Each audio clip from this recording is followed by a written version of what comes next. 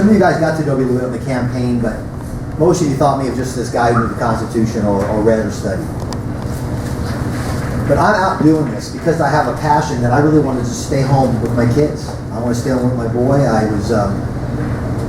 We had a great time driving here today, listening to some Sam Cooke. I enjoy that kind of stuff. But they brought the fight to us. The progressive status believes they know better than we do. And I want to tell a little story about a movie, Man of Steel. Let me see Man of Steel. Okay, Superman. I love superheroes. I love Braveheart. I love The Patriot. I love Batman. I like the idea of good versus evil. I love the idea of fighting for something. I enjoy the underdog stand up on principle. Because what I'm really looking for is stability. I just want to be with my lovely wife, hang out with my 7 kids, throw the ball with them, play golf with Pete, coach my little daughters. I just want to live my life. But when you look back what's occurring now, we have to bend down for regulations at the local, state, and federal level when whatever we do. But this Superman, this really caught me. Because I want to know who the hero is in this movie. You have this, the overlying culture of Krypton was the oligarchy decided before birth, genetically made certain people to do certain things, and they had no choice, none. They were actually the dream of Plato's Republic. And his parents had a birth that was special, and they wanted their boy to have the opportunity to do whatever he wanted to do. The freedom to fail, the freedom to succeed, but freedom and liberty. As you all know, the story, the planet goes away, he comes over here, and he's adopted by the Clarks.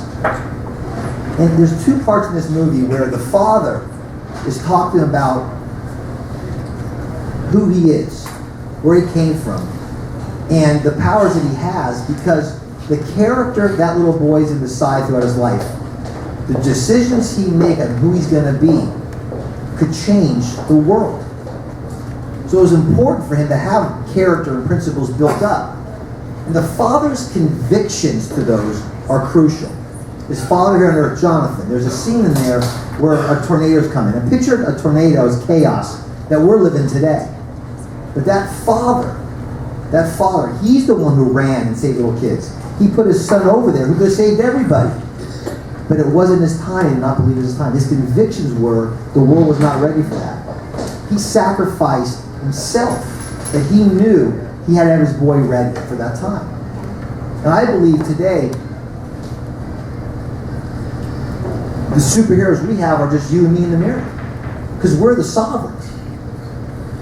And later in the movie, at the end of it, after he does this stuff and he's exposed who he is, he's reminiscing about him and his dad, and he's talking to his mom, and he says, I wish, Pops could have seen who I became.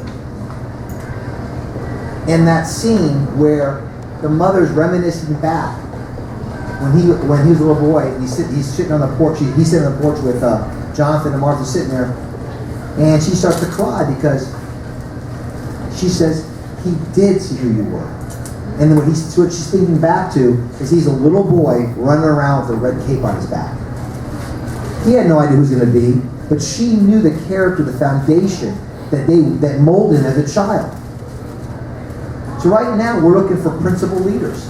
We're looking for a principle based upon God's natural law, about the rule of law, so we can just live our lives alone. But what makes things great, and what I repeat all the time on the campaign trail was, even before that, was the 2 questions. Who is sovereign? Who is the Superman? Who is the Superwoman? Look in the mirror and tear your shirt open. The S is on you. We're made in the Creator's image. We are endowed with certain inalienable rights. We, from the moment of conception to natural passing, are a gift from Him. We have our liberty. And liberty is a Latin word that means actually God's potential in you. We have the pursuit of happiness as individuals. And the only legitimate role of a government, period, bar none, exclamation point, in the story, is to protect the individual's inalienable rights. The second paragraph of the Declaration states that. To secure these rights, which rights? The individual's inalienable rights. A government instituted amongst the sovereign, the power givers, are given our consent.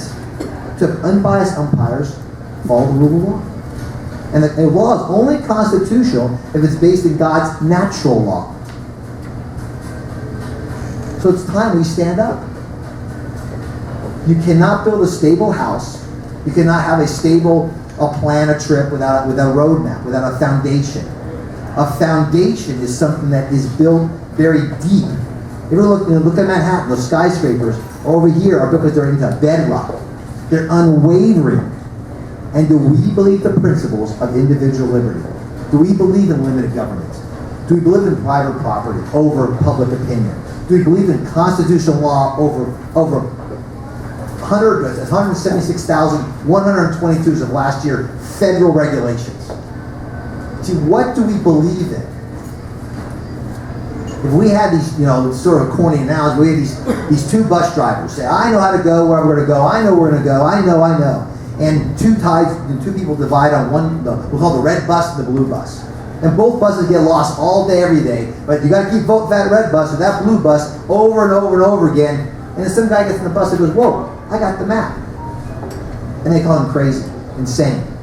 You know what you're talking about. It's not done that way anymore. That's what I'm really passionate about. That I see the young are tired of seeing this hypocrisy. The idea of what a real government is supposed to do. So our passion, my wife and I, we thought by this time in our life we'd be missionaries. I'm a believer, and I hope everybody gets to know who Christ is as a Savior. It's the best thing in the world. It frees you and fears you from. There's no fear. Fear of the Lord is the beginning of all wisdom, right? There's no fear, none. So with that freedom is what allowed Patrick Henry to scream, "Give me liberty, give me death." He had security in who holds the future. His job was just to stand firm for the principles. And I don't want this to be a tutorial today, but I'll be happy to answer questions. I think to me that's the most important part. I do think our education times is important to understand that core. But as a pelvic surgeon, I studied about 15 years after high school. And today I had a very difficult case. And if I did not fall back to those principles, I would not have been able to get that right ureter out of the way, to get the right uterine vessels to make sure the bleeding doesn't stop. But see, this is why I don't blame any party or any person or any leadership, because I believe the leader is you and me. If we keep on going down the same path, why do we expect different results? And I believe the principles that this country, that made it exceptional, was worth fighting and dying for as a choice. I do have a passion for history. I love Western civilization. I love studying the world history and religions. But the last 5 months, I've really had nothing to do lately, and I've been reading a ton more from 1776 to 1787 about our first Constitution, the Articles of Confederation. The convention notes and the stories and the propaganda done by the nationalists over the Federalists was amazing. An example: a nationalist was a guy named Hamilton. He wanted a one government, all the states and provinces a part of a whole. State sovereignty goes away. They were called nationalists. He got newspapers to start calling them Federalists.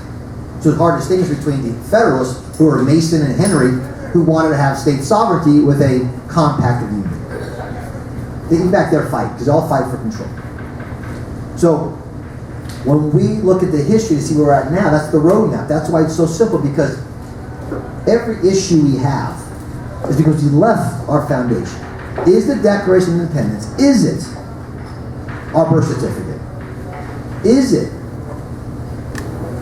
Is it? Everybody run, I don't think you're a Democrat, liberal, progressive, conservative, whatever. Everybody quotes those things. So when you look at that passion behind the Declaration of Independence, the passion that they wrote it, and they actually took out the first phrase. Jefferson took it from where? From Mecklenburg. Mecklenburg County was the first county to say freedom, liberty. He actually took the same sentence from this declaration. It did not declare that England always should be free. It declared to the world why men are free. So that is the spirit of the revolution. That's the spirit of Samuel Adams. That's the spirit of saying, I'm risking it all. I mean, the tax burden in England at the time was 20% of the revolution. In America, it was 1 to 2%. And our guy said too much. Think back, did we win the war at all? What's your tax burden now? So knowing that, if that is really real, and it's only alive if you live it, then our Constitution has to reflect that. The Austrian Confederation of 13 articles. You want term limits? Our founders did. You can only be three out of 6 years you can run for office. How about that one for you? There's no tax on the federal level. That's a great Constitution. We hear that Constitution was good enough. Let's back up. They were ratifying it when they won the War of Independence. So that 11 years, guys, I recommend you look back at that, because there were men that wanted to use the victory of the war, the chaos of the war of 1780, to get a centralized government, to get a centralized bank, to control the currency, to control markets. They lost that day in 1798. They lost that day because the Jeffersonian idea, and see Madison change, the idea of state sovereignty, individual liberty, did win the day. But now we're back there again. And I really believe in the moment of chaos, that tornado for Jonathan Clark, and the idea of all the world falling apart, if you don't have a foundation, you can be swept away. And your generation right now, you are not just the next vision of the Republican Party. Your decisions today will affect the future of other generations, what you guys decide today. Don't let me or anybody else tell you what a Republican is, or what a Democrat is, or what a liberty lover is. You could do this. That's why I always joke that the Constitution is 6 pages, and the Bill of Rights is 1 page, and it's all written in English. It's not difficult to read.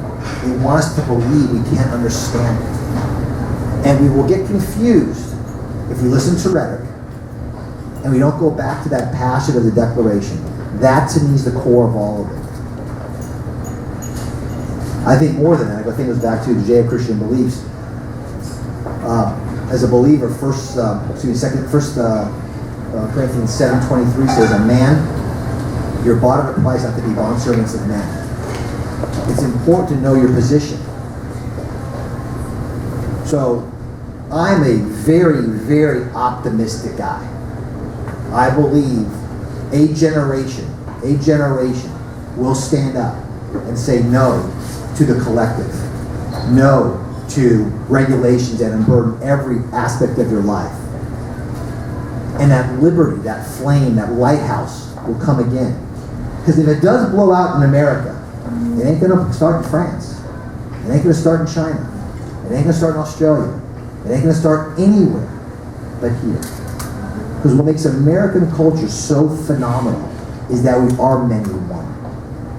I don't care if it's Jewish, Muslim, an atheist, brown, white, pink, yellow. You can come and be an American by believing in those principles. So the question I have, is it liberty or death?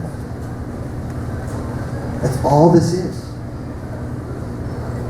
Because I asked a guy, I won't mention his name because he ran for president and it was a private meeting, that he was giving me a little crap about 5 years ago. And I started getting and we had a very good conversation.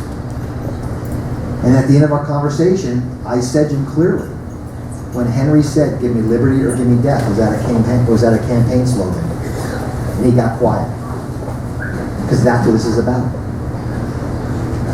Would we have the conviction of those 56 men and their families to risk it all?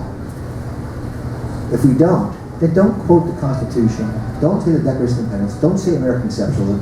Don't say because I have, the import-export bank that gives Boeing 63% of its money, that's our money, is something conservative. Don't tell me that, oh, Obamacare is unconstitutional, but we have another Republican nationalized health care plan that's unconstitutional. Senator Burr said the craziest thing you ever heard was that Senator Cruz said, defund it.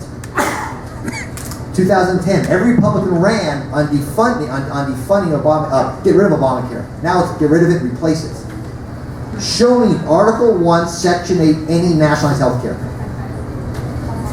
Show me education. Show me any of the things we're debating about. So does that mean you don't want health care? No, I think the free market dictates that. You don't want education? No, I think parents can dictate that, the free market. See, I love the individual so much that I want the most burdensome on their life, the government, out of their back. Be it local, federal, or state, all of them. See, the question is, we say we believe in limited government. Do we? We say we believe in private property. Do we? Read Agenda 21 and tell me if any Republican or any liberty lover should ever support that. That's why the only person I blame is me. We have the exact government we deserve at every single level. We have to get to the position of stop asking for permission from an authority that doesn't have the authority to give it unless we just advocate our role.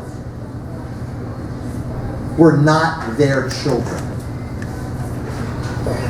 So here's the structure, and I'm going to go for question and answer. Here's the structure that our founders decided to do. They believe that society itself is at its best when the individual could choose who to do business with, who to sell property with, the idea of private property, the idea of freedom. They believe that. So if it's a local government, or even a bigger county government, or state government, they're all based upon that.